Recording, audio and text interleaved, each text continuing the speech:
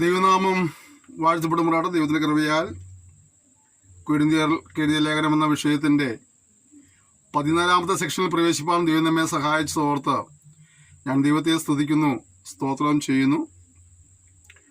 വിവിധ ഭാഗങ്ങളിലിരുന്ന് ഈ വചനം പഠിക്കുന്ന എല്ലാ പ്രിയപ്പെട്ടവർക്കും കർത്താവായ യേശുക്രിസ്തുവിന്റെ നാമത്തിൽ സ്നേഹവന്ദനങ്ങളെ അറിയിക്കുകയാണ്.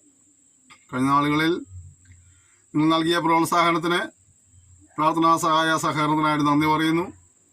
തുടർന്നും ഈ ശുശ്രൂഷ എടുത്ത് പ്രാർത്ഥിക്കുവാനായിട്ട് ഓർമ്മിപ്പിക്കുകയാണ്. നാം കഴിഞ്ഞ ദിവസങ്ങളിൽ കൊരിന്ത്യർ ലേഖനത്തിലെ 11ാം അധ്യായമാണ് ധ്യാനിച്ചുകൊണ്ടിരുന്നത്. ഇന്ന് നാം അതിൻ്റെ 12ാം അധ്യായത്തിലേക്ക് കടന്നു വരികയാണ്. ആത്മീയ വരങ്ങളെ കൈകാര്യം ചെയ്തതിനെ കുറിച്ചുള്ളതായ ഒരു വിവരണമാണ് നമുക്ക് ആ അധ്യായത്തിൽ പ്രധാനമായിട്ടും കാണാൻ കഴിയുന്നത്. ഞാൻ കഴിഞ്ഞ ദിവസം ഓർമ്മിപ്പിച്ചതുപോലെ 10ാം അധ്യായത്തിൽ ഇസ്രായേലിൻ്റെ വീഴ്ചകളെ ചൂണ്ടിക്കാണിച്ചുകൊണ്ട് നമുക്ക് ബുദ്ധിപദശമായ ചില കാര്യങ്ങൾ വിവരിച്ചെങ്കിൽ 11ാം അധ്യായത്തിൽ 26 അനുഭവത്തോടുള്ള ബന്ധത്തിൽ അതിന് വ്യക്തമായ ഒരു നിർദ്ദേശം നൽകിക്കൊണ്ടാണ് ആ അധ്യായം മുന്നേറിക്കൊണ്ടിരുന്നത്. 12ാം അധ്യായത്തിൽ വീണ്ടും ആത്മീയ വരങ്ങളെക്കുറിച്ച് ഉള്ളതായ ചില വിവരണങ്ങൾ നൽകുന്നത്. നമ്മൾ 12ാം അധ്യായത്തിൽ 1-ാം വാക്യം പഠിക്കുമ്പോൾ, സഹോദരന്മാരെ, ആത്മീയ വരങ്ങളെക്കുറിച്ച് നിങ്ങൾക്ക് അറിവില്ലാതിരിക്കരുതെന്ന് ഞാൻ ആഗ്രഹിക്കുന്നു. നിങ്ങൾ ജാതികളായിരുന്നപ്പോൾ നിങ്ങൾ നടത്തിയതുപോലെ വിഗ്രഹങ്ങളുടെ അടുക്കൽ പോക പതിവായിരുന്നു. നിങ്ങൾ അറിയുന്നുവല്ലോ. ആകയാൽ ദൈവാത്മാവിൽ സംസാരിക്കുന്ന ആരും യേശു ശപിക്കപ്പെട്ടവനെന്ന് പറയുകയില്ല. പരിശുദ്ധാത്മാവിലല്ലാതെ യേശു കർത്താവ് എന്ന് പറയുവാൻ ആർക്കും കഴിയുമെന്ന് ഞാൻ നിങ്ങളെ ഗ്രഹിപ്പിക്കുന്നു. അപ്പോൾ ആത്മീയവരങ്ങളെക്കുറിച്ചുള്ളതായ ഒരു വിവരണം നൽകുമ്പോൾ പറയുന്നത്, പരിശുദ്ധാത്മാവുള്ള ഒരു വ്യക്തിക്ക് യേശു ശപിക്കപ്പെട്ടവനെന്ന് പറയുവാൻ കഴിയില്ല. പരിശുദ്ധാത്മാ സഹായമില്ലാതെ യേശു കർത്താവാണെന്നും പറയുവാൻ കഴിയില്ല. അപ്പോൾ ഒരു ഉള്ളിൽ പരിശുദ്ധാത്മാവിൻ്റെ ഇടപെടലിലൂടെയാണ് യേശുവിനെ കർത്താവായി അംഗീകരിക്കുന്നുള്ളതായ ഒരു വിവരണം പ്രസ്തുതം നൽകുന്നു. എന്നിട്ട് അടുത്ത കാര്യം പറയുമ്പോൾ, എന്നാൽ കൃപാവരങ്ങളിൽ വ്യത്യാസമുണ്ട്. ആത്മാവ് ഒന്നാണ്, ശുശ്രൂഷകളിൽ വ്യത്യാസമുണ്ട്. കർത്താവ് ഒരുവൻ. വീര്യപ്രവർത്തികളിൽ വ്യത്യാസമുണ്ട്. എങ്കിലും എല്ലാവരിലും എല്ലാം പ്രവർത്തിക്കുന്ന ദൈവം ഒരുവൻ തന്നെ. നമുക്ക് ലഭിച്ച ശുശ്രൂഷകളിൽ നമുക്കൊരു പക്ഷേ വ്യത്യാസമുണ്ടായിരിക്കാം, കൃപാവരങ്ങളിൽ വ്യത്യാസമുണ്ടായിരിക്കാം. ചിലരെ പ്രവചിക്കുന്നവരായിരിക്കാം, ചിലർ രോഗശാന്തി ഉണ്ടായിരിക്കാം, ചിലർ ഭൂതശാന്തി ഉണ്ടായിരിക്കാം, ചിലരെ പ്രസംഗിക്കുന്നവരായിരിക്കാം. പല നിലകളിലുള്ള ശുശ്രൂഷ കുറിച്ച് പറയുന്നുണ്ട്. വേദിയിൽ വിളങ്ങുന്ന തരത്തിലുള്ള ശുശ്രൂഷകളുണ്ട്, വേദിയിൽ വിളങ്ങാത്ത തരത്തിലുള്ള ശുശ്രൂഷകളുമുണ്ട്. എന്നാൽ ചിലരെ വേദിയിൽ വിളങ്ങുവാൻ കഴിയുന്ന ശുശ്രൂഷകളെ മാത്രമാണ് പ്രധാനപ്പെട്ട ശുശ്രൂഷയായിട്ട് പലരും കാണുന്നത്. എന്നാൽ അതിൻ്റെ അപ്പുറത്തേക്ക് പല കാര്യങ്ങളും നമ്മൾ പഠിക്കുമ്പോൾ കാണാൻ കഴിയുന്നുണ്ട്. മനസ്സിലാക്കേണ്ട ഒരു കാര്യം, നമ്മിൽ ഏത് കൃപാ വരമാണോ പകർന്നിരിക്കുന്നത്, നമ്മുടെ പക്കൽ ഏത് ശുശ്രൂഷയാണോ വരമേൽപ്പിക്കപ്പെട്ടിരിക്കുന്നത്, അതെല്ലാം ദൈവത്താൽ ലഭ്യമായതാണ്. നമ്മുടെ സഹോദരനോ സഹോദരിക്കോ സഹപ്രവർത്തകനോ സഹപ്രവർത്തകയ്ക്കോ വിശ്വാസികൾ ലഭിച്ച ശുശ്രൂഷകളും അത് എവിടെ നിന്ന് ലഭിച്ചാണ്? അത് ദൈവികമാണ്. അതുകൊണ്ട് നമ്മൾ പരസ്പരം ബഹുമാനിക്കുന്നതിൽ നമുക്ക് ഒരു സൗണ്ടാണ്. പാടുന്നവൻ പ്രസംഗിക്കുന്നത് നോക്കി കുറ്റം പറയാനോ, പ്രസംഗിക്കുന്നവൻ പാടുന്നവൻ നോക്കി കുറ്റം പറയാനോ, പ്രവചിക്കുന്നവൻ മറ്റുള്ളവരെ കുറ്റം പറയാനൊന്നും നിൽക്കേണ്ട ആവശ്യമില്ല. കാരണം ഓരോരുത്തരിലും ഈ ദൈവിക കൃപ പകർന്നിരിക്കുന്നത് ദൈവത്താൽ ലഭ്യമായതായതുകൊണ്ടും അല്ല നമ്മുടേതായുള്ള യാതൊരു യോഗ്യതയും മാനദണ്ഡമാക്കിയിട്ടില്ല എന്നുള്ളതുകൊണ്ടും ലഭിക്കുന്നതായ ഒരു ശുശ്രൂഷയിൽ നാം ആരും എന്ത് ചെയ്യേണ്ട ആവശ്യമില്ല, പ്രശംസിക്കുവാൻ നിൽക്കേണ്ട ആവശ്യമില്ല. കാരണം എന്താണ്? ദൈവത്തിൻ്റെ കൃപയാൽ ആണ് ലഭിച്ചത്. കാരണം വചനം പറയുന്നത് കൃപാവരം എന്നാണ്, കൃപയാൽ ലഭിച്ച വരമാണ്. കാരണം ഞാൻ കുത്തിയിരുന്ന് തപസ് ചെയ്ത് ഞാൻ കുറച്ച് വിശുദ്ധനായ എന്നെ ശരീരത്തെ എണ്ണിപ്പിച്ച് അങ്ങനെ എനിക്ക് ലഭിച്ചതല്ല. എന്താണ്? ദൈവത്തിൻ്റെ കൃപയാൽ എനിക്ക് ലഭിച്ചതാണ്. എൻ്റെ കൂട്ടു സഹോദരൻ ലഭിച്ച ശുശ്രൂഷയും അവന് ദൈവത്തിൻ്റെ കൃപയാൽ ലഭിച്ചതാണ്. എൻ്റെ കൂട്ടു സഹോദരിക്ക് ലഭിച്ച ശുശ്രൂഷയും അവൾക്കും ദൈവത്തിൻ്റെ കൃപയാൽ ലഭിച്ചതാണ്. അതുകൊണ്ട് ഇത് കൃപാവരമായതുകൊണ്ട് നാം നിഗളിക്കാതെ ദൈവം എന്തിനാണ് നമ്മളെ മക്കളത് വരമേൽപ്പിച്ചത് അത് നിറവടിയായി നിവർത്തിച്ചുകൊണ്ട് ദൈവനാമമഹത്വത്തിന് വേണ്ടി ദൈവരാജ്യ വ്യാപ്തിക്കായി നിന്നുള്ളതും കർത്താവ് സഹായിക്കണം. നമ്മൾ പ്രാർത്ഥിച്ച് സൗഖ്യമായാൽ അവിടെ നമ്മുടെ റോൾ എന്തായിരുന്നു? നമ്മുടെ കഴിവിനാണോ രോഗി സൗഖ്യമായത്? നമ്മൾ പ്രാർത്ഥിച്ചിട്ട് ബോധം വിട്ടുപോയാൽ ആ ബോധം വിട്ടു നമ്മുടെ കഴിവിനാണോ? അല്ല, ദൈവത്തിൻ്റെ കൃപയാണെന്ന് മനസ്സിലാക്കാൻ കഴിയണം. പലപ്പോഴും ഞാൻ പ്രാർത്ഥിച്ച് അങ്ങനെ സംഭവിച്ചു, ഞാൻ പ്രാർത്ഥിക്കുന്ന സംബന്ധിച്ച് മനുഷ്യർ പറയാറുണ്ട്, അതിൽ ഓർക്കുന്ന കാര്യം ഇതെല്ലാം ദൈവത്തിൻ്റെ കൃപയാൽ ലഭ്യമായതാണുള്ള ബോധ്യം നമുക്ക് എപ്പോഴും ഉണ്ടായിരിക്കണം.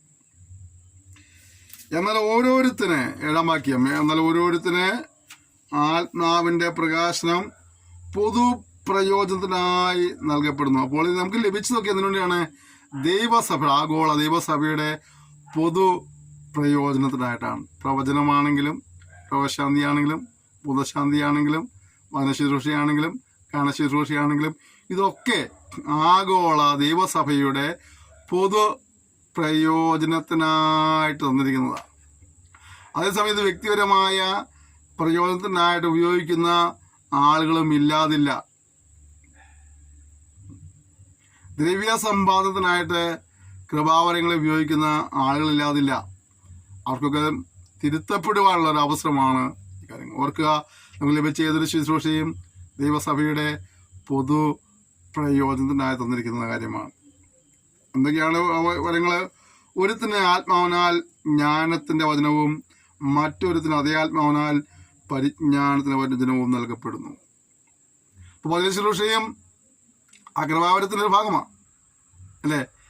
ഡിഗ്രി എടുത്ത് വർഷങ്ങൾ പഠിച്ചുള്ള ആളുകൾക്ക് പോലും ചില സന്ദർഭങ്ങളിൽ സ്റ്റേജിൽ നിന്ന് 10 വാക്ക് പറയാൻ കഴിയുന്ന ആളുകളുണ്ട്. നമ്മുടെ ഇപ്പോഴത്തെ ഉപദേശിമാർ പലരും എന്ത് പറയണമെന്ന് അറിയില്ലെങ്കിലും എന്തും വിളിച്ചു വരുന്ന ആളുകളുമുണ്ട്. അങ്ങനെയുള്ള ഒരു ഉദ്ദേശമല്ല പറഞ്ഞത്. ഒരു വിഷയത്തെക്കുറിച്ച് ക്രമീകൃതമായി പഠിച്ച് അത് ആ നിലയിൽ പ്രസൻറ്റ് ചെയ്യുവാനായിട്ട് പഠിച്ചിട്ടുള്ള ആളുകൾ പോലും അതിന് പ്രാപ്തിയില്ലാത്തവരായിട്ടുമുണ്ട്. അപ്പോൾ വചനത്തിൻ്റെ ശുശ്രൂഷയും പരിജ്ഞാനത്തിൻ്റെ വചന ശുശ്രൂഷയൊക്കെ ദൈവത്തിൻ്റെ കൃപയാൽ ലഭിക്കുന്നതാണ്. അടുത്തത്, വേറെ ഒരുത്തിന് അതേ ആത്മാവിനാൽ വിശ്വാസം. വിശ്വാസം ഒരു കൃപാവരമാണ്, അല്ലേ? എന്ത് പ്രശ്നമുണ്ടായാലും ദൈവത്താൽ ഒരു വിടുതലുണ്ടാകുമെന്ന് പറയുന്നതായ വിശ്വാസം ഒരു കൃപാവരമാണ്. മറ്റൊരു അതേ ആത്മാവിനാൽ രോഗശാന്തിയുടെ വരം, അത് മറ്റൊരു വരമാണ്. മറ്റൊരു വീര്യപ്രവർത്തികൾ, മറ്റൊരുവിനെ പ്രവചനം, മറ്റൊരുവിനെ ആത്മാക്കളുടെ വിവേചനം, വേറൊരുവിനെ പലവിധ ഭാഷകൾ, മറ്റൊരുവിനെ ഭാഷകളുടെ വ്യാഖ്യാനം. എന്നാൽ ഇതെല്ലാം പ്രവർത്തിക്കുന്നത് തനിച്ഛിക്കും പോലെ അവനവന് അതത് വരം പകർത്തു കൊടുക്കുന്ന ഒരേ ആത്മാവ് തന്നെ. ദൈവത്തിൻ്റെ പരിശുദ്ധാത്മാവാണ് ഓരോരുത്തർക്ക് ഈ വരം വിധിച്ചു കൊടുത്തിരിക്കുന്നത്. ഇത് പകർത്തു കൊടുത്തിരിക്കുകയാണ്, ഓരോരുത്തർക്കും ഓരോ വീതം കൊടുത്തിരിക്കുകയാണ്. അവർ എന്ത് ചെയ്താൽ മതി? ആ ലഭിച്ച വരങ്ങൾ അവർ വ്യാപാരം ചെയ്യുക എന്നുള്ളതാണ്. എന്തിനു വേണ്ടിയിട്ടാണ്? പൊതു പ്രയോജനത്തിനായി അത് വ്യാപാരം ചെയ്യുക എന്നുള്ളതാണ്. അടുത്തത്, അതിന് അവയവം ശരീരവും ഒന്നും, അതിന് അവയവവും പലതും. ശരീരത്തിന് അവയവം പലതായിരിക്കെ എല്ലാം ഒരു ശരീരവും ആയിരിക്കുന്നത് പോലെ ആകുന്നു. ഇവിടെ മനസ്സിലാക്കേണ്ട കാര്യം, ഒന്നിനോട് തുലനം ചെയ്ത് ശ്രേഷ്ഠമെന്നോ മോശമെന്നോ പറയാൻ കഴിയില്ല. ഒരു ശരീരത്തിലെ എല്ലാ അവയവങ്ങളും ഒരുപോലെ പ്രവർത്തിക്കുമ്പോഴാണ് ആ മനുഷ്യൻ്റെ പ്രവർത്തനങ്ങൾ നല്ല നിലയിൽ കൊണ്ടുപോവുകയുള്ളൂ. കാലൽപ്പം മുടന്നുണ്ടെങ്കിൽ, കൈക്ക് അല്പം ശോഷിപ്പുണ്ടെങ്കിൽ, കണ്ണിന് അല്പം കാഴ്ചക്കുറവുണ്ടെങ്കിൽ, ചെവിക്ക് അല്പം കേൾവിക്കുറവുണ്ടെങ്കിൽ അതിനനുസൃതമായിട്ടുള്ള ന്യൂനതകളൊക്കെ ഉണ്ടാവും, അല്ലേ? എന്നാൽ അതെല്ലാ അവയവങ്ങളും ഒരുപോലെ ഫങ്ഷൻ ചെയ്യുമ്പോഴാണ് ഒരു മനുഷ്യൻ നിലയിൽ തന്നെ പ്രവർത്തികൾക്ക് വിജയപ്രദം മുന്നോട്ട് പോകാൻ കഴിയുള്ളൂ. അതുപോലെയാണ് ദൈവസഭയുടെ അംഗങ്ങളെല്ലാവരും ക്രിസ്തുവിൻ്റെ ശരീരമെന്ന സഭയുടെ അവയവങ്ങളാണ്. ഓരോരുത്തർക്ക് ഓരോരോ ദൗത്യം അവരിൽ നിക്ഷിപ്തമായിട്ടുണ്ട്, ഓരോ ഉത്തരവാദിത്തങ്ങൾ ഏൽപ്പിച്ചിട്ടുണ്ട്, ഓരോ കൃപാവരങ്ങൾ പറഞ്ഞിട്ടുണ്ട്. അത് അവർ പൊതു പ്രയോജനത്തിനായിട്ട് വ്യാപാരം ചെയ്യുമ്പോഴാണ് ആഗോള ദൈവസഭയുടെ ആത്മീയ വളർച്ചയ്ക്കത് ഒതുകുകയുള്ളെന്ന കാര്യം മറന്നുപോയി. അതുകൊണ്ട് ലഭിച്ചതൊക്കെ കൃപയാൽ ലഭിച്ചതാണെന്നും അത് തന്നവൻ്റെ ഒരു ഉദ്ദേശം മനസ്സിലാക്കി അത് അപ്രകാരം ക്രമീകരിപ്പാൻ കൈകാര്യം ചെയ്യുവാനായിട്ട് കർത്താവ് നമ്മെ ഓരോരുത്തരെയും സഹായിക്കുമാറാകട്ടെ. അടുത്തത്, ക്രിസ്തുവും യഹൂദന്മാരോ യവനന്മാരോ, നമ്മുടെ സഭയുടെ തല ക്രിസ്തു എന്ന് പറയുന്ന യഹൂദന്മാരോ യവനന്മാരോ ദാസന്മാരോ സ്വതന്ത്രന്മാരോ നാം എല്ലാവരും ഏക ശരീരമാകുമാറ് ഒരേ ആത്മാവിനാൽ സ്നാനമേറ്റും എല്ലാവരും ഒരേ ആത്മാവിനെ പാനം ചെയ്തുമിരിക്കുന്നു. നമ്മളെല്ലാവരും, അത് യവനനായാലും ശരി, യഹൂദനായാലും ശരി, ദാസനായാലും ശരി, സ്വതന്ത്രനായാലും ശരി, നാം എല്ലാവരും എന്ത് ചെയ്യണേ? ഏക ശരീരമാകുമാറ്. ഉണ്ടോ? ഐക്യതയ്ക്കുള്ള കാര്യങ്ങളുണ്ട്. നമ്മൾ വിഘടിച്ച് നിൽക്കേണ്ടവരല്ല, ഐക്യതയുള്ളത്. നമ്മളിപ്പോൾ ഈ ഇലക്ഷൻ സമയത്ത്, നമ്മൾ കഴിഞ്ഞ ഇലക്ഷൻ സമയത്ത് നമ്മൾ കണ്ട ചില കാര്യങ്ങൾ പറയാം. ദൈവമക്കളായ നമ്മളുടെ ഇടയിൽ വ്യത്യസ്തങ്ങളായ കാഴ്ചപ്പാടുള്ളവരുണ്ട്. ഇലക്ഷൻ്റെ പ്രഖ്യാപനം കഴിഞ്ഞതിന് ശേഷമായിട്ട് പെന്തക്കോസ്ത് നേതാക്കന്മാരെന്ന് പറയുന്ന ചിലർ ഒരു കൂട്ടർ പറഞ്ഞ് ഞങ്ങൾ ഇന്ന പാർട്ടിക്കാണ്, അഥവാ ഞങ്ങൾ ഇടതുപക്ഷത്തിനാണ് വോട്ട് ചെയ്യുകയുള്ളൂ. മറ്റൊരു കൂട്ടർ അതിൻ്റെ അടുത്ത ദിവസം വന്ന് നിഷേധിച്ചിട്ട് വാർത്താക്കുറിപ്പ് കണ്ടു, ഞങ്ങൾ അങ്ങനെയല്ല, ഞങ്ങൾ UDF വോട്ട് ചെയ്യുന്നത്. സത്യത്തിൽ നാം എല്ലാവരും ഒരുമിച്ച് നിൽക്കേണ്ടവരാ, ഒരേ ശരീരത്തിൻ്റെ അവയവങ്ങളാണ്. ഏകാഭിപ്രായം പറയാൻ മുന്നോട്ട് പോകേണ്ടതാണ്. എന്നാൽ പൊതുവേദിയിലുള്ള പരസ്യ പ്രഖ്യാപനങ്ങളിൽ പോലും നമുക്ക് നമ്മളുടെ ഉള്ളിലുള്ളതായ ഭിന്നതയെ വെളിപ്പെടുത്തുവാൻ കഴിഞ്ഞു എന്നുള്ളതാണ് നമ്മുടെ പരാജയം. ആ വാർത്ത നിങ്ങൾ ശ്രദ്ധിച്ചിട്ടുണ്ടായിരിക്കും. സോഷ്യൽ മീഡിയയിലൊക്കെ അതിൻ്റെ കുറിപ്പുകളും വീഡിയോ ക്ലിപ്പുകളൊക്കെ വന്ന് നിങ്ങൾ കണ്ടിട്ടും കേട്ടിട്ടുണ്ടായിരിക്കും. ആഗോള ദൈവസഭയ്ക്ക്, പ്രത്യേകിച്ചും രക്ഷിക്കപ്പെട്ട സ്നാനപ്പെട്ട ദൈവമക്കളായ നമ്മെ സംബന്ധിച്ചോളം ഒരു ഐക്യതയില്ലാതായി പോയിരിക്കുന്നു എന്നുള്ള നമ്മുടെ ഏറ്റവും വലിയ പരാജയം. ഇപ്പോഴും ഇത്രമാത്രം പ്രതിസന്ധികളുടെ ദൈവസഭ കടന്നു പോകുന്ന ഈ കാലഘട്ടത്തിൽ പോലും ഐക്യതയോടെ ഒരുമിച്ച് പ്രാർത്ഥിക്കുവാൻ, പ്രവർത്തിക്കുവാൻ, ഉപവസിക്കുവാൻ ഒന്നും കഴിയാതെ ഇപ്പോഴും വിഘടനവാദങ്ങളും ഭിന്നതകളും ഗ്രൂപ്പിസം. അത് ഒരു പ്രസ്ഥാനത്തിൽപ്പെട്ടവരാണെങ്കിൽ പോലും നമുക്കറിയാം, ദൈവസഭകൾ ഒരുപാട് പല പേരുകൾ ഇവിടെ അറിയപ്പെടുന്ന ദൈവസഭകളുണ്ട്. ആ ദൈവസഭകളിൽ ഓരോ വിഭാഗത്തിൽപ്പെട്ടവർ പോലും തമ്മിൽ ഒരു ഐക്യതയില്ല എന്നുള്ളതാണ്. നിങ്ങളാരും എന്നെ കുറ്റം പറയരുത്, എന്നെ ദേഷ്യപ്പെട്ടിട്ട് കാര്യമില്ല. സത്യം നിങ്ങൾ ചിന്തിച്ച് നോക്കിയാൽ മതി. അത് ഏത് പ്രസ്ഥാനവുമാകട്ടെ, ദൈവസഭ എന്ന പേരിൽ അറിയപ്പെടുന്നതായ ഓരോ പ്രസ്ഥാനങ്ങളുള്ള ദൈവദാസന്മാർ, ദൈവമക്കൾക്ക് അവർക്കെങ്കിലും ഒരു ഏകാഭിപ്രായമുണ്ടോ ഏതൊരു കാര്യത്തെങ്കിലും? ഉപദേശ ഐക്യമുള്ളവർക്ക് പോലും പരസ്പര ഒരു ഐക്യതയും സ്നേഹവും ഇല്ലെങ്കിൽ ഇനി എന്നാണ് നമ്മൾ ഐക്യതയിൽ തികഞ്ഞവരാകുക? നമുക്കൊരു ക്രമീകരണം ആവശ്യമാണ്, ഒരു സമർപ്പണവും തീരുമാനവും ആവശ്യമാണ്. നമ്മിൽ തന്നെ ഒരു ശുദ്ധീകരണം ആവശ്യമാണ്, നമ്മിൽ തന്നെ ഒരു നവീകരണം ആവശ്യമാണ്. നവീകരണം നമ്മിൽ നിന്ന് ആരംഭിക്കേണ്ടിയിരിക്കുന്നു. മാനസാന്തരം നമ്മളിൽ തുടങ്ങേണ്ടിയിരിക്കുന്നു. അനുതാപവും മേറ്റുപറച്ചിലും നമ്മളിൽ തുടങ്ങേണ്ടിയിരിക്കുന്നു. നാം ഒരു മടങ്ങി വരുമ്പോൾ നമുക്ക് അനിവാര്യമാണ്. ഇത് വിളിച്ചു പറയുന്നവരെ ഒരു പക്ഷേ മറ്റുള്ളവർ മാറിയെന്ന് കുറ്റം പറയുകയോ ക്രൂശിക്കുകയോ ഒക്കെ ചെയ്തേക്കാം. പക്ഷേ ഓർക്കേണ്ട കാര്യം, ഇത് സത്യമാണ്.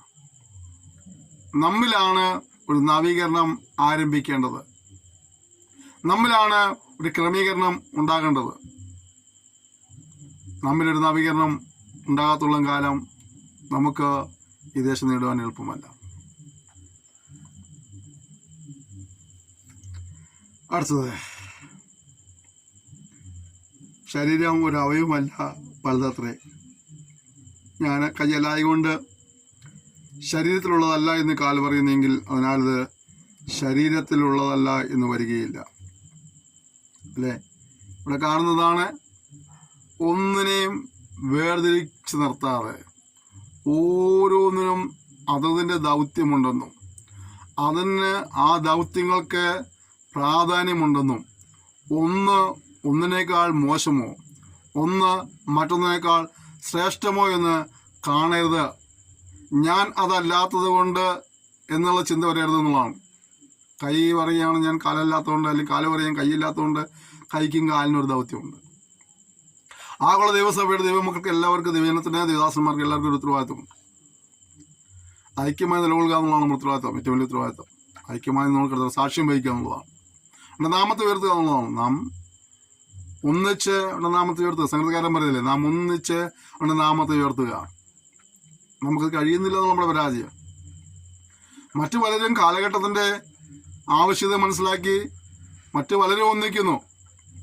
ഉപദേശിക്കും നമ്മുടെ ദിവസസഭകൾ പലപ്പോഴും ആ നിലകളിൽ പോലും ഒന്ന് ഒന്നിക്കുവാൻ കഴിയുന്നില്ല എന്നാണ് അല്ലേ. അതല്ലേ കഴിഞ്ഞ ദിവസങ്ങളിൽ രണ്ട് പ്രസ്ഥാനങ്ങളും ഇലക്ഷൻ സമയത്ത് കണ്ട രണ്ട് പ്രസ്ഥാനങ്ങളും അങ്ങനെയല്ലായിരുന്നു. എന്താ സംഭവിക്കുന്നത്? ഉപദേശിക്കുമുള്ളവർക്ക് പോലും പരസ്പരം ഐക്യതപ്പെടുവാൻ കഴിയുന്നില്ല. ഒരു പ്രസ്ഥാനത്തിലുള്ളവർക്ക് പോലും പരസ്പരം ഐക്യതയും കൂട്ടായ്മയും സ്നേഹവുമില്ല. ഞാൻ കഴിഞ്ഞ ദിവസം ഓർമ്മിപ്പിച്ച പോലെ ഒരേ പ്രസ്ഥാനത്തിൽ പ്രവർത്തിക്കുന്ന ഒരേ സ്ഥലം വിശ്വസിക്കുന്ന ദൈവമക്കൾ പോലും പരസ്പരം കണ്ടാൽ മിണ്ടാത്തവരുണ്ട്, കൈകൊടുക്കാത്തവരുണ്ട്.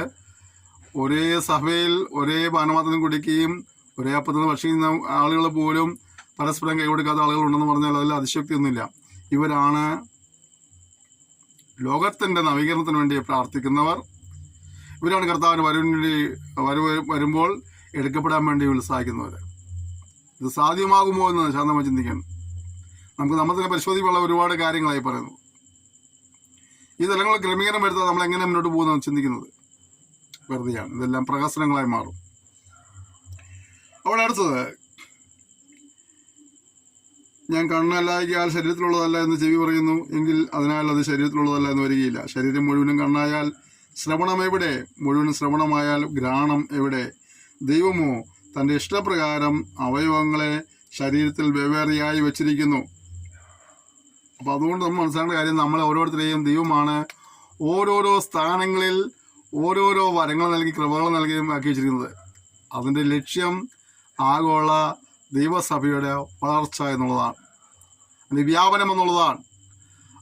പൊതു പ്രയോജനത്തിനായിട്ട് ഇതെല്ലാം കൈകാര്യം ചെയ്യണം എന്നുള്ളതാണ്. നാം ചെയ്യുന്നതെല്ലാം മറ്റുള്ളവരും ചെയ്യുന്നുള്ളത് എന്നതുകൊണ്ട് അവർ നമ്മേക്കാൾ മോശമൊന്നും ഒരിക്കലും ചിത്രീകരിക്കരുത്. ദൈവമാണ് നമ്മെ ഓരോരുത്തരെയും ഓരോ സ്ഥാനത്താക്കി വെച്ചിരിക്കുന്നത്. അവന് എന്ത് കൃപ ലഭിച്ചിരിക്കുന്നുവോ ആ ശുശ്രൂഷ ദൈവമാണ് അവനിൽ പകരപ്പെട്ടിരിക്കുന്നത്. അത് ആഗോള ദൈവസഭയുടെ വളർച്ചയ്ക്ക് വേണ്ടി പൊതു പ്രയോജനത്തിനായിട്ട് നമ്മളെ കർത്താവ് ആക്കി വെച്ചിരിക്കുന്ന ബോധ്യത്തോടുകൂടി എല്ലാവരും ഒരുമിച്ച് പ്രവർത്തിക്കുമ്പോഴാണ് ആഗോള ദൈവസഭയുടെ വളർച്ച സാധ്യമാവുകയുള്ളൂ. ഞാൻ എപ്പോഴോ ഏത് സെക്ഷനിൽ സൂചിപ്പിച്ചിട്ടുള്ള പോലെ ഒരു പഴയ നമ്മളെ വാച്ചുകൾ നമ്മൾ അഴിച്ചു നോക്കിയാൽ, പഴയ കാലത്തുണ്ടായ കീ കൊടുത്ത് ഓടുന്നതായ വാച്ചുകൾ നമ്മൾ അഴിച്ചു നോക്കിയാൽ അതിനുള്ളിൽ ഒരുപാട് പൽചക്രങ്ങളുണ്ട്. ചെറുതും വലുതുമായ ഒരുപാട് പൽചക്രങ്ങളാൽ ബന്ധിക്കപ്പെട്ടതാണ് ആ പഴയ കാലത്തെ വാച്ച് എന്നുള്ളത്. ഓരോ പൽചക്രവും അതിൻ്റെ സ്ഥാനത്ത് യഥാവണ്ണം തിരിയുമ്പോഴാണ് ആ വാച്ചിൻ്റെ പ്രവർത്തനം വിജയപ്രദമായ രീതിയിൽ പൂർത്തീകരിക്കുകയുള്ളൂ.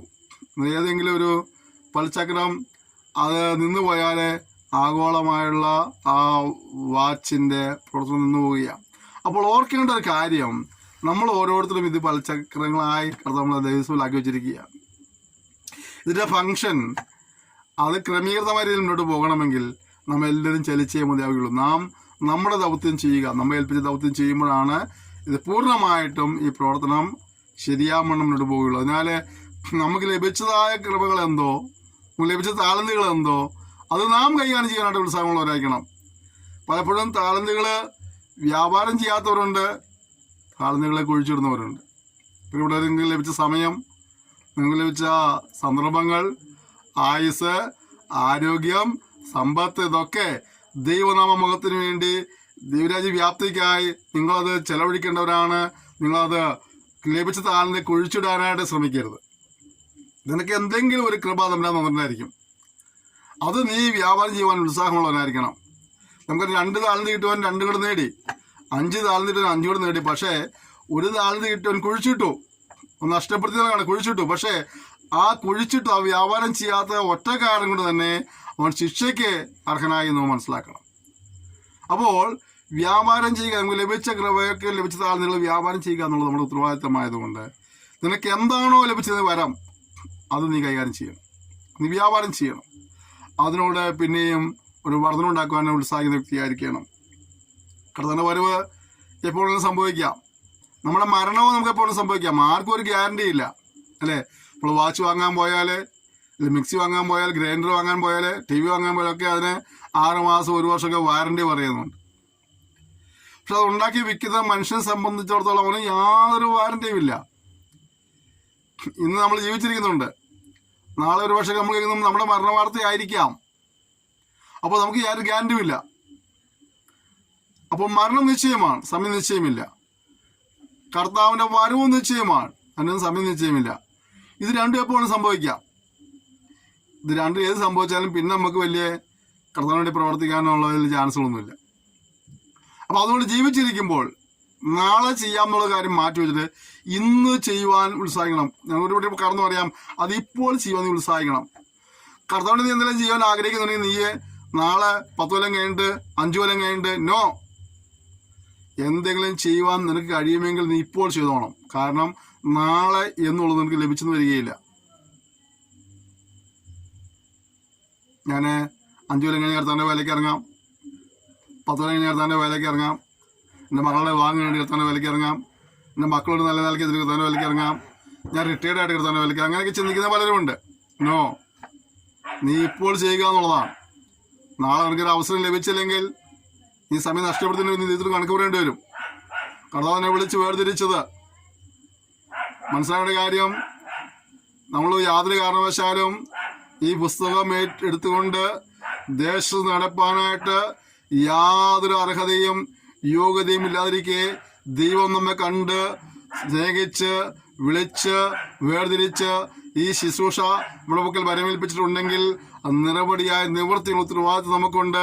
നാം ഒരിക്കലും നിന്നും അകന്നു മാറുവാൻ പാടില്ല, അലസമായി കൈകാര്യം ചെയ്യാൻ പാടില്ല. പലപ്പോഴും പലരും സമയങ്ങളെ നഷ്ടപ്പെടുത്തി കാണാറുണ്ട്, അലസമായ സമയങ്ങളെ കൈകാര്യം ചെയ്ത് കാണാറുണ്ട്.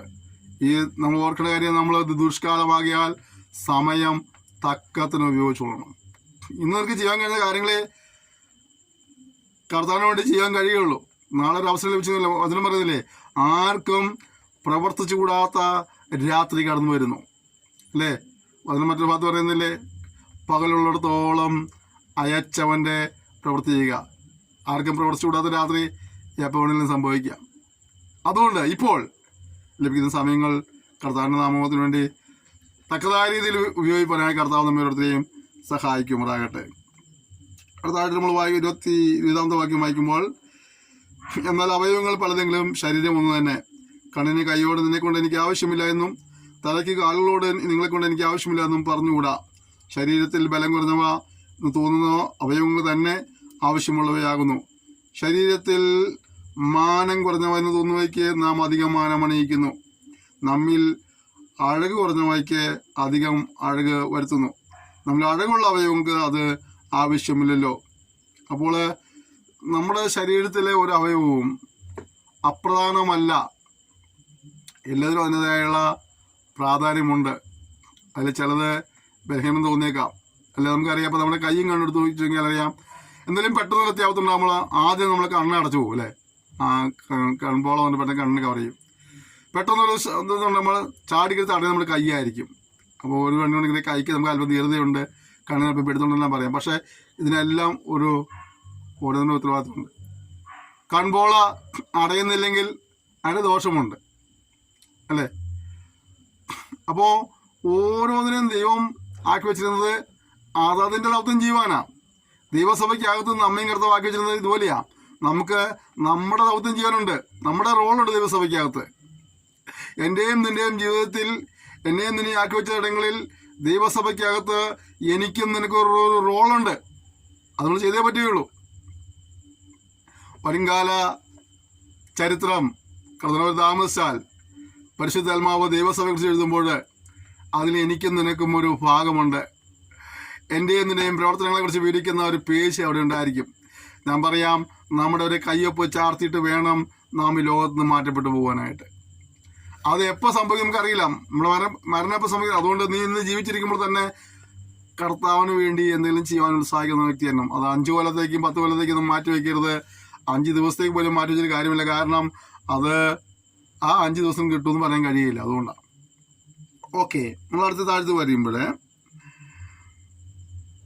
ശരീരത്തിൽ ഭിന്നത വരാതെ അവയവങ്ങൾ അന്യോന്യം ഒരുപോലെ കരുതേണ്ടതിനായി ദൈവം കുറവുള്ളതിനെ അധികം മാനം കൊടുത്തുകൊണ്ട് ശരീരത്തെ കൂട്ടിച്ചേർത്തിരിക്കുന്നു.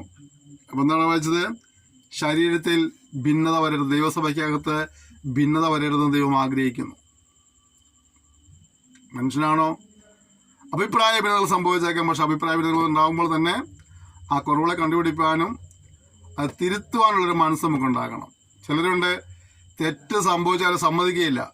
ഈ തെറ്റ് പറ്റിപ്പോയത് ഒരിക്കലും സമ്മതിക്കുകയോ അതുപോലൊരു ക്രമീകരമെടുത്ത് ചെയ്യാത്ത ഒരുപാട് വിശുദ്ധന്മാരെന്ന് പറയുന്ന വിശുദ്ധമതിൽ നിന്ന ആളുകളുണ്ട്.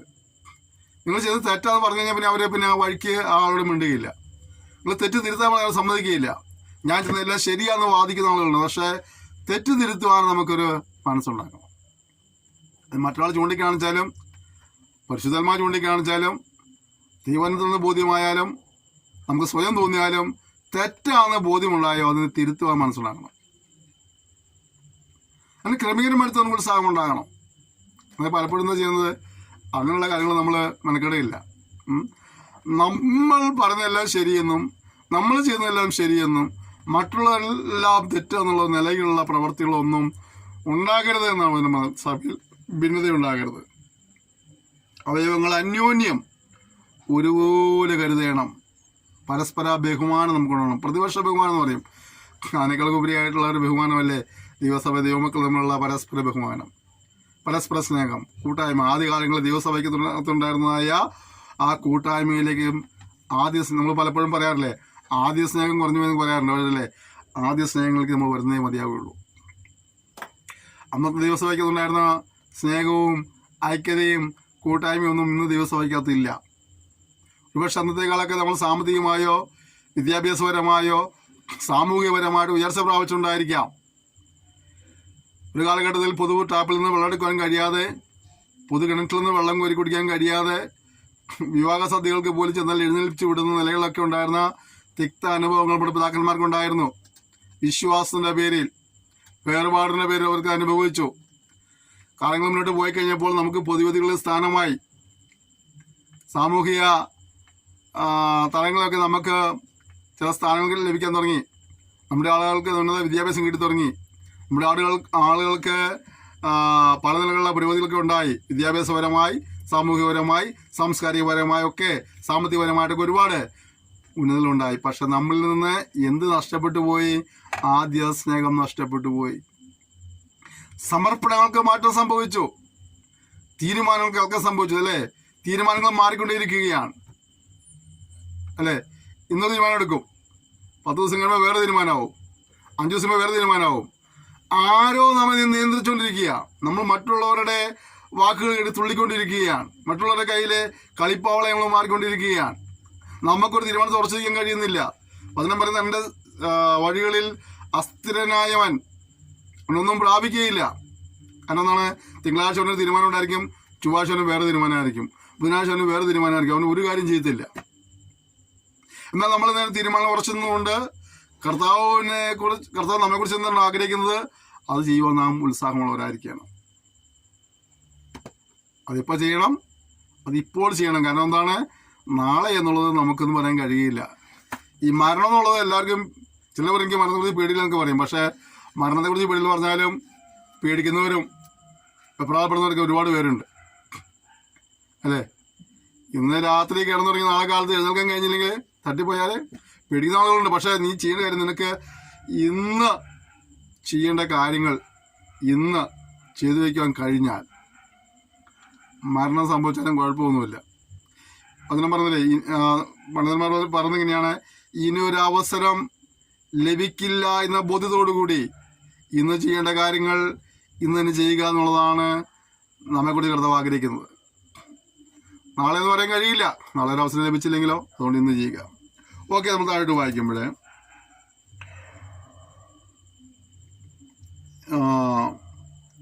അതിനകത്ത് ഒരു അവയവം കഷ്ടം അനുഭവിക്കുന്നെങ്കിൽ അവയവങ്ങളൊക്കെയും കൂടെ കഷ്ടം അനുഭവിക്കുന്നു. ഒരു അവയവത്തിന് മാനം വന്നാൽ അവയവങ്ങളൊക്കെയും കൂടെ സന്തോഷിക്കുന്നു. കൂട്ടുവിശ്വാസികൾക്ക് നന്മയുണ്ടാകുമ്പോൾ സന്തോഷിക്കാൻ കഴിയാത്തതായ വിശ്വാസങ്ങളുണ്ട്. ശുശ്രൂഷയുടെ ഒരു സന്തോഷമുണ്ടായാൽ ഒരു നന്മയുണ്ടായാലും സന്തോഷിക്കാൻ കഴിയാത്തതായ ശുശ്രൂഷകന്മാരുണ്ട്. പ്രിയപ്പെട്ടവരെ, അവർക്കൊരു സന്തോഷം ഉണ്ടാകുമ്പോൾ, അവർക്ക് നന്മയുണ്ടാകുമ്പോൾ ആ സന്തോഷത്തിൽ ഉള്ളുതുറന്ന് സന്തോഷിക്കാൻ കഴിയണം. അവർക്ക് വേദന ഉണ്ടാകുമ്പോൾ ആ വേദനയിൽ ഉള്ളുതുറന്ന് വേദനിക്കുവാനും ആത്മാർത്ഥത്തിൽ അവർക്ക് വേണ്ടി പ്രാർത്ഥിക്കാനും കഴിയണം. അല്ലേ? അത് അവനല്ലേ ആയിക്കോട്ടെ, അത് അവൾക്കല്ലേ ആയിക്കോട്ടെ, അങ്ങനെയല്ല. നമ്മുടെ ഒരു കൂട്ട് അവയവമാണ്. ക്രിസ്തുവിൻ്റെ ശരീരമായ സഭയുടെ ഒരു അവയവമാണെന്ന നിലയിൽ അതിൻ്റെ വേദന എൻ്റെ ഇങ്ങനെ വേദനയെ മനസ്സിലാക്കുവാൻ, അതിൻ്റെ കഷ്ടത എന്നയുടെ കഷ്ടതയെ മനസ്സിലാക്കുവാൻ അവന് വേണ്ടി പ്രാർത്ഥിക്കും. ചിലപ്പോൾ എല്ലാവരെയും സാമ്പത്തികമായി സഹായിക്കാൻ കഴിഞ്ഞു വരികയില്ല. പക്ഷെ അവർക്ക് വേണ്ടി ഒരു വാക്ക് ആത്മാർത്ഥമായിട്ടിരുന്ന് പ്രാർത്ഥിക്കാൻ നമുക്ക് കഴിയും. എല്ലാവരെയും ഒരുപോലെ ശാരീരികമായി സഹായിക്കാൻ കഴിഞ്ഞു വരികയില്ല. പക്ഷെ അപ്പോഴും അവർക്ക് വേണ്ടി ഒരു വാക്ക് ആത്മാർത്ഥമായി പ്രാർത്ഥിക്കാൻ കഴിയും. പ്രിയപ്പെട്ടവരെ, കഷ്ടം അനുഭവിക്കുന്ന, ദുഃഖം അനുഭവിക്കുന്ന, ദുരിതം അനുഭവിക്കുന്നവരെയൊക്കെ ഓർത്ത് പ്രാർത്ഥിക്കുവാനുള്ള ഒരു കൃപ നമുക്ക് ദിവസം പ്രാപിക്കാം. കൃപ സഹായിക്കട്ടെ. അവരുടെ കഷ്ടത നമ്മുടെ കഷ്ടതയാണെന്നും അവൻ്റെ വേദന നമ്മുടെ വേദനയാണ് മനസ്സിലാക്കി അവന് വേണ്ടി പ്രാർത്ഥിക്കുക. അവന് ലഭിച്ച ആ നന്മ, ആ സന്തോഷം നമ്മുടെയും സന്തോഷമാണെന്ന് മനസ്സിലാക്കി സന്തോഷിപ്പാൻ കഴിയട്ടെ. അത് അവനത് കിട്ടിപ്പോയല്ലോ, അവനൊരു നല്ല കാറ് കിട്ടി, മുടിയാനെ കൊണ്ട് അവൻ എനിക്ക് കിട്ടിയില്ല, ആ ചിന്ത മാറിയിട്ട് സന്തോഷിപ്പാൻ കർത്താവ് നമ്മെ സഹായിക്കുമാറാകട്ടെ. 28-ാമത്തെ വാക്യം. 27. എന്നാൽ നിങ്ങൾ ക്രിസ്തുവിൻ്റെ ശരീരവും ഒരിടത്തിനും വെവ്വേറെയായി അവയവങ്ങളുമാകുന്നു. ദൈവം സഭയിൽ 1-ാമത് അപ്പോസ്തലന്മാർ, 2-ാമത് പ്രവാചകന്മാർ, 3-ാമത് ഉപദേശകന്മാർ, ഇങ്ങനെ ഓരോരുത്തരെ നിയമിക്കുകയും പിന്നെ വീര്യപ്രവർത്തികൾ, രോഗശാന്തികളുടെ വരം, സഹായം ചെയ്യുവാനുള്ള വരം, പരിപാലന വരം, വിവിധ ഭാഷാവരം എന്നിവ നൽകുകയും ചെയ്തു. അപ്പോൾ വരങ്ങളുടെ കാര്യം പറയുമ്പോഴേ നമ്മളാരും ആഗ്രഹിക്കാത്തതായ ചില വരങ്ങളോട് ഇവിടെ പറയുന്നുണ്ട് അല്ലേ? അപ്പോസ്തലന്മാരുണ്ട്, സഭയിൽ പ്രവാചകന്മാരുണ്ട്, ഉപദേശകന്മാരുണ്ട്, ഇങ്ങനെ നിയമിച്ചു. പിന്നെ വീര്യപ്രവർത്തികളുണ്ട്, രോഗശാന്തികളുടെ വരമുണ്ട്, സഹായം ചെയ്യുവാനുള്ള വരം, ഒരാളെ സഹായിക്കാനുള്ള അതൊരു വരമാണ്. ആ വരം നമ്മൾ പലപ്പോഴും ചോദിക്കാറുമില്ല, അത് വാങ്ങാറില്ല. കാരണം ആ വരം കൊണ്ട് നമുക്കല്ല ഉപയോഗം, മറ്റുള്ളവർക്കല്ലേ. അത് നമ്മൾ അത് മനസ്സിലാക്കുക. ചിലപ്പോൾ ശാരീരികമായി ചിലർ സഹായിക്കാൻ കഴിയുന്ന വരും, ചിലപ്പോൾ വാക്കുകളിലൂടെ, ചിലർക്ക് ചിലപ്പോൾ സാമ്പത്തിക സഹായിക്കാൻ കഴിയും. അപ്പോൾ നമ്മൾ സഹായിപ്പം ലഭിക്കുന്ന ഒരു അവസരങ്ങൾ പറ്റുന്ന സഹായം ചെയ്ത് കൊടുക്കുക എന്നുള്ളതാണ്. നന്മ ചെയ്യുവാനൊരു അവസരം ലഭിച്ചിട്ടും നീ കഴിയുന്ന നന്മ ചെയ്ത് കൊടുക്കാതിരുന്നാൽ അത് പാപമാണെന്നാണ് പറയുന്നത്. അടുത്തത് എന്തൊക്കെയാണ്? പരിപാലനവരം, വിവിധ ഭാഷാവരം എന്നിവ നൽകുകയും ചെയ്തു. എല്ലാവരും അപ്പോസ്തലന്മാരോ, എല്ലാവരും പ്രവാചകന്മാരോ, എല്ലാവരും ഉപദേശകന്മാരോ, അവന് കിട്ടിയ ശുശ്രൂഷ എനിക്ക് കിട്ടിയാൽ ഞാൻ ചെയ്യാമെന്നുള്ളതല്ല. അവനത് കൊടുത്ത് തമ്പുരാൻ എനിക്ക് മറ്റൊന്ന് തന്നിട്ടുണ്ട്. എനിക്കെന്താണ് തന്നത് ഞാനത് ചെയ്താൽ മതി. എല്ലാവർക്കും ഒരു ശുശ്രൂഷയല്ല. എല്ലാവരും അപ്പോസ്തലന്മാരല്ല, എല്ലാവരും പ്രവാചകന്മാരല്ല, എല്ലാവരും ഉപദേശകന്മാരല്ല, എല്ലാവരും ഇടയന്മാരല്ല, എല്ലാവരും സുവിശേഷകന്മാരല്ല. ഓരോരുത്തർക്കും ഓരോ കൃപോർത്തരുണ്ട്. അവർ ചെയ്യുമ്പോൾ അവളെ ദിവസം വളർച്ചയ്ക്കത് കാരണമായി തീരും. എല്ലാവർക്കും രോഗശാന്തിക്കുള്ള വരമുണ്ടോ? എല്ലാവരും അന്യഭാഷകളിൽ സംസാരിക്കുന്നുവോ? എല്ലാവരും വ്യാഖ്യാനിക്കുന്നുവോ? ശ്രേഷ്ഠ വരങ്ങളെ വാഞ്ചിപ്പീൻ. ഇനി അതിശ്രേഷ്ഠമായ ഒരു മാർഗം ഞാൻ നിങ്ങൾക്ക് കാണിച്ചു തരാം. ശ്രേഷ്ഠ വരങ്ങളെ വാഞ്ചിപ്പീൻ. നാം ഈ ജീവിതത്തിലായിരിക്കുമ്പോൾ ഒരു വർഷം ചില വരങ്ങൾ ലഭിച്ചിട്ടുണ്ടായിരിക്കാം. എന്നാൽ നമ്മളതിൽ തൃപ്തിപ്പെട്ടിരിക്കാതെ ഇനിയും മറ്റു വരങ്ങൾക്കായി വാഞ്ചിക്കാനുള്ള ഒരു ഉത്സാഹം നമുക്ക് ഉണ്ടാകട്ടെ. അതുകൊണ്ട് നമുക്ക് ദൈവത്തോടെ പ്രാർത്ഥിക്കാം. നിശ്ചയമായി നാം അതെല്ലാം പ്രാപിച്ച് ദൈവനാമത്തിന് വേണ്ടി ദീർഘവ്യാപ്തിക്കായിട്ട് അതെല്ലാം ഉപയോഗിക്കപ്പെടുവാനായിട്ട് നമ്മൾ സമർപ്പിച്ച് നമുക്ക് നിമിഷം ദൈവത്തോടെ ഒരുമിച്ച് പ്രാർത്ഥിക്കാം. നമ്മുടെ ഉത്തരവാദിത്തങ്ങളിൽ നിന്ന് നാം അകന്നു വരുന്നതിനായിട്ടല്ല, ഉത്തരവാദിത്തങ്ങൾ ഏറ്റെടുത്തുകൊണ്ട് കർത്താവിന് വേണ്ടി ഫലം കായ്ക്കുന്നവരെ തിരുവാൻ സമർപ്പിക്കാൻ ദിവസത്തോട് പ്രാർത്ഥിക്കുക. സ്വർഗീയ പിതാവേ തന്ന സെക്ഷനായ സ്തോത്രം ചെയ്യുന്നു. നമ്മൾ സംസാരിപ്പാനിടയായി തീർന്നല്ലോ. നമ്മൾ ഉത്തരവാദിത്തങ്ങൾ മനസ്സിലാക്കി തിരുനാമമുഖത്തിന് വേണ്ടി ദീർഘവ്യാപ്തിക്ക് നിലകൊള്ളുവാൻ സ്വർഗങ്ങളെ സഹായിക്കുമാറാണെന്ന് പ്രാർത്ഥിക്കുന്നു. നിങ്ങൾ വിജയകൃപാവരങ്ങൾക്കായി സ്തോത്രം ചെയ്യുന്നു. വേണമെങ്കിൽ കൈകാര്യം ചെയ്യുവാൻ കർത്താവ് കൃപ നൽകുമാറാണെന്ന് പ്രാർത്ഥിക്കുന്നു. തിരുനാമത്തെ എല്ലാ വിധത്തിലും മഹത്വപ്പെടുത്തിയാട്ടെ. ഈ പഠിതാക്കളെ നീ അനുഗ്രഹിക്കുമാറാണെന്ന് പ്രാർത്ഥിക്കുന്നു. ഈ സന്ദേശങ്ങൾ പങ്കുവയ്ക്കുന്നവരുണ്ട്, ശുശ്രൂഷ എടുത്ത് പ്രാർത്ഥിക്കുന്നവരുണ്ട്, കർത്താവിനെ മറ്റുള്ളവർക്ക് പരിചയപ്പെടുത്തുന്നവരുണ്ട്. അവരെല്ലാം നീ അനുഗ്രഹിക്കുമാറാകണമേ എന്ന് പ്രാർത്ഥിക്കുന്നു. പഠിപ്പിക്കുന്ന അധ്യാപകരെയും കർത്താവ് അനുഗ്രഹിച്ചാട്ടെ. സകലതും തിരുനാമത്തിന് തിരുവാൻ സ്വർഗം സഹായിക്കണമേ. ഞങ്ങളുടെ പ്രാർത്ഥന കേട്ടാൽ സ്തോത്രം. യേശുവിന്റെ നാമത്തിൽ തന്നെ ആമേൻ. ക്ഷമയോടെ ഈ സന്ദർശന സേവനത്തിന് നന്ദി പറയുന്നു. കർത്താവിനെ വരെ താമസിച്ചാൽ നമുക്ക് അടുത്ത സെക്ഷനിൽ വീണ്ടും കാണാം. അതുവരെയും കർത്താവിൻ്റെ വിസ്താരം ചെറുകടിയിൽ സൂക്ഷിക്കണം. നമുക്ക് പരസ്പരം ഓർത്ത് പ്രാർത്ഥിക്കാം. കഴിഞ്ഞ നാളിൽ നിന്ന് നൽകിയ സഹകരണത്തിന് പ്രോത്സാഹനത്തിന് നന്ദി പറയുന്നു. തുടർന്നും ശുശ്രൂഷയെ ഓർത്ത് പ്രാർത്ഥിക്കണം. സന്ദേശങ്ങൾ പങ്കുവയ്ക്കുകയും യൂട്യൂബ് ചാനലിൽ സബ്സ്ക്രൈബ് ചെയ്യുക, ഷെയർ ചെയ്യുക. മറ്റുള്ളവരുടെ ശുശ്രൂഷ പറയുന്നതൊക്കെ നിങ്ങളുടെ ഉത്തരവാദിത്തമാണ്. നിങ്ങൾ പലരും അത് നിർവഹിക്കാൻ നിവർത്തിക്കുന്നുണ്ട്. അതോർത്ത് ഞാൻ നിങ്ങളോട് നന്ദി പറയുന്നു. തുടർന്നും അന്നേരം തുടരാൻ ഓർമ്മിപ്പിക്കുന്നു. എല്ലാ സഹകരണത്തിനും എല്ലാ പ്രോത്സാഹനത്തിനും നന്ദി പറയുന്നു. Thank you. May God bless you.